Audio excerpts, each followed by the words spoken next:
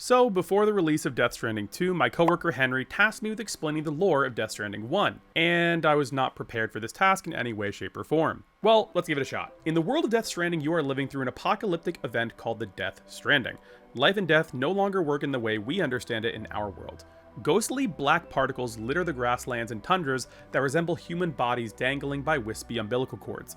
These things are the remnants of people who have died but can no longer move on to the afterlife, aka the beach. They are trapped in a limbo in our world, and interacting with them in any way will cause a massive explosion that only leaves pain in its wake, killing large swaths of people in the process.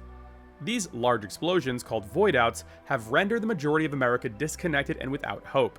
It is your job as Sam Porter Bridges to reconnect America through reconnecting the chiral network, aka a hyper-advanced form of the internet. But honestly, the more and more I watch videos and research, the more I realized that the lore in Death Stranding really doesn't matter. Now, if you know Hideo Kojima and his body of work, you know that he loves to heavily use allegory in all of his stories. This is even more intense and prominent in Death Stranding.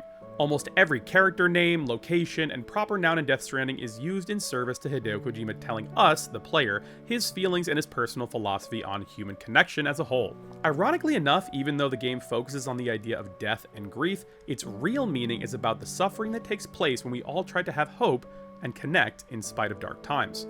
If you're a lover of Neon Genesis Evangelion, then I'm sure you've heard of the term the Hedgehog's Dilemma. Now, if you haven't, that's okay. It describes the idea that human beings are bound to hurt one another as we grow closer.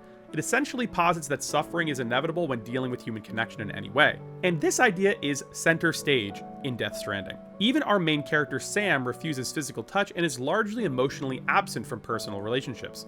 As the game goes on, this slowly starts to change, and we see Kojima's real thesis reveal itself.